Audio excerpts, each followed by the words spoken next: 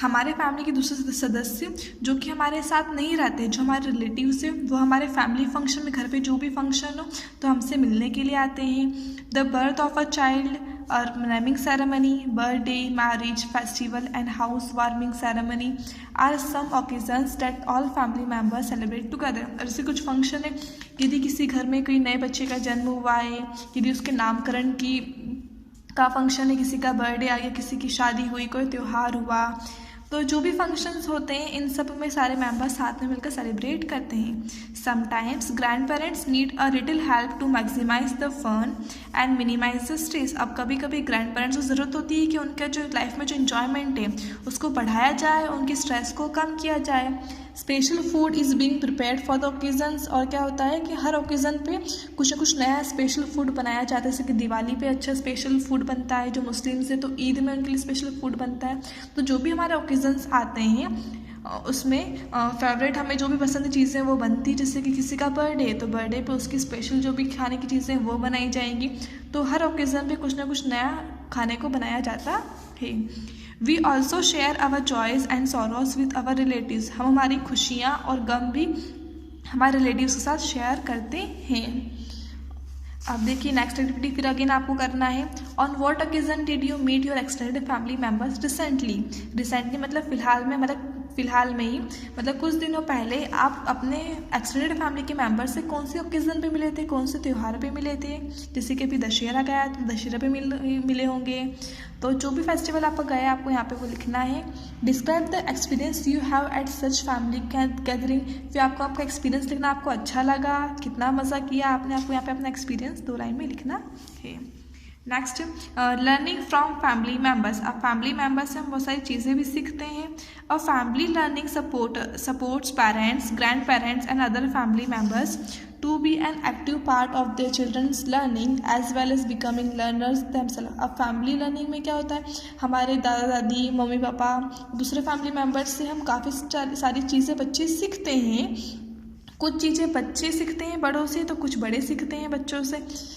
It includes different types of activities and takes place in location as varied as schools, children's center, museum and libraries। अब क्या हर प्रकार के अलग अलग activities होती है हर लोकेशन पे। जैसे कि स्कूल में कुछ बच्चे अलग चीज़ें सीखते हैं, चिल्ड्रन सेंटर पे अलग चीज़ें सीखते हैं, किड्स स्कूल में अलग चीज़ सीखते हैं, म्यूज़ियम में हम जाते हैं तो हमें अलग चीज़ें देखने को मिलती है, लाइब्रेरी में हम जाते हैं तो बुक्स देखने को पढ़ने को मिलती है हमें। तो हम हर जगह का जो इन्जॉयमेंट है, जो इन्वायरमेंट है, सब अलग अलग होता है और हमें हर जगह पे नई नई चीज़ें कुछ सीखने को मिलती है। We learn a lot from our family members. हम हमारे फैमिली मेम्बर्स से काफ़ी ज़्यादा चीज़ें सीखते हैं। सम ऑफ दीज आर आप कुछ बताई गई हैं। We share our problems and help one another in difficult times. हम हमारी प्रॉब्लम शेयर करते हैं और एक दूसरे की हेल्प करते हैं। डिफ़िकल्ट टाइम्स मतलब कठिनाई के समय में हम दूसरे का साथ देते हैं।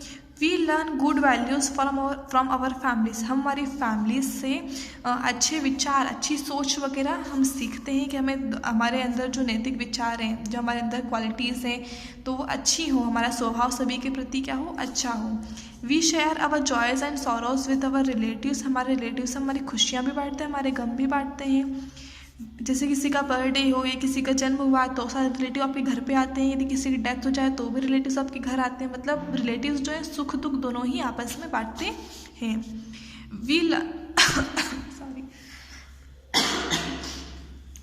Learn to share our responsibilities with our parents. हमें हमारे पेरेंट्स से अपनी जिम्मेदारियाँ किस तरह से बांटी जाती हैं, कैसे हमें हमारी जिम्मेदारियों को निभाना चाहिए, हम पेरेंट्स से सीखते हैं। We learn to live in peace and harmony everywhere. हम शांति से रहना और साथ में मिलजुल कर रहना, सब जगह ये चीज़ सीखते हैं हमारे पेरेंट्स से।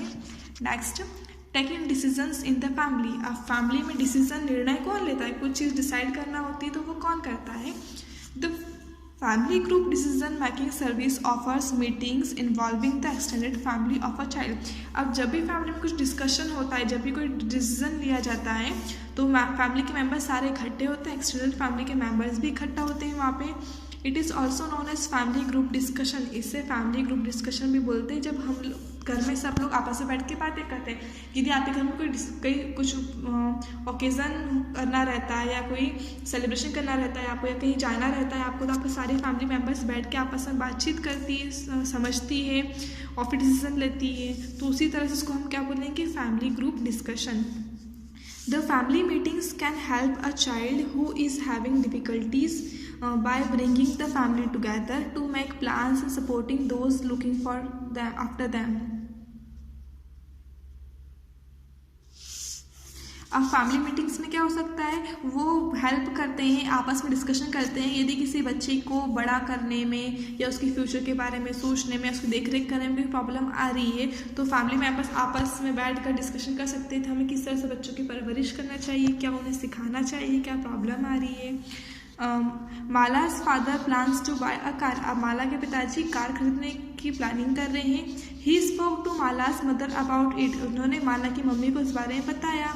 Both parents have been thinking about how to pay for the car. अब दोनों मम्मी पापा दोनों क्या कर रहे हैं, आपस में बातचीत कर रहे हैं कि हमें कार के लिए पैसे कहाँ से इकट्ठा करना है, पैसे कहाँ से देना है।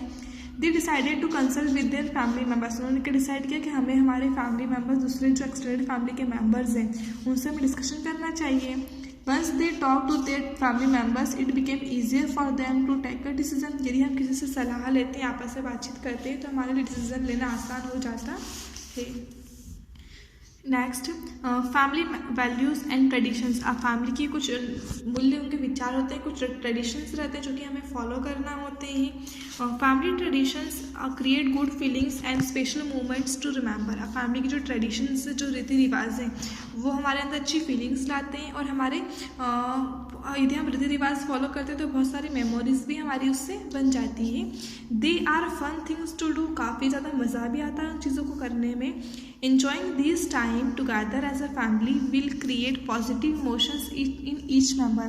अब उस समय रीति रिवाजों के साथ सारे काम करना, सब लोग साथ में जब इंजॉय करते हैं तो हर किसी के अंदर पॉजिटिव इमोशन आता है, मतलब पॉजिटिविटी आती है। These are the memories that will last a lifetime. अब देखो वक्त गुजर जाता है, बट वक्त पे हमने टाइम पर हमने क्या चीज़ें इंजॉय करी हैं वो हमें हमेशा याद रहती हैं। तो ये मेमोरीज हमेशा हमारी लाइफ टाइम हमारे दिलों में रहती है। A strong family unit creates a safe, positive and supportive place for all the members to thrive.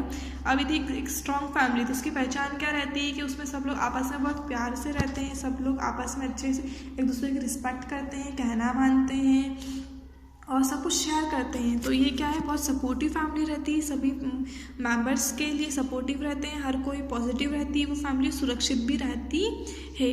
A family should support and nourish each member of the family without judgement. अब एक family जो है, सच्ची family वही होती है जो हर एक इंसान को बिना उसे जज किए कि वो कैसा है और उसके अंदर क्वालिटीज़ क्या है, हमेशा उसको सपोर्ट करना चाहिए। यदि वो गलत काम कर रहा है तो उसे सुधारना चाहिए, यदि वो सही काम कर रहा है तो उसे एनकरेज करना चाहिए, बढ़ावा देना चाहिए। While utilising their resources and living together happily. जब साथ में आपस में रहते हैं तो हमेशा दूसरे से एक चीज़ शेयर करना चाहिए, साथ में खुशी से प्यार से रहना चाहिए। When raising a child, one is taught values by their families that they feel important for their child to have.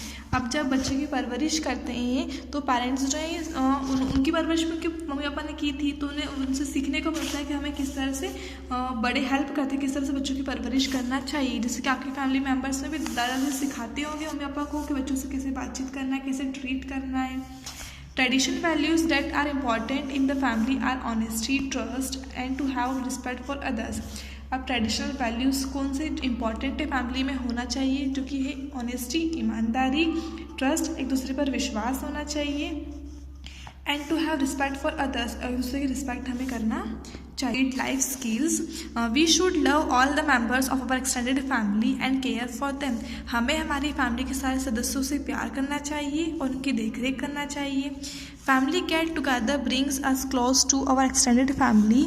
While we do not stay और live together, we should learn to love, respect, cooperate and share. Family get together जब होता है, जब family get together जब family जब साथ में रहने के लिए आती है, एक सब साथ में जब रहते हैं तो हम क्या सीखते हैं, उन आपस में एक दूसरे को प्यार करना, एक दूसरे की रिस्पेक्ट करना, कैसे हमें कोऑपरेट करना है, चीज़ें शेयर करना है, हमें चीज़ें सब साथ में सीखते हैं। Chapter completed.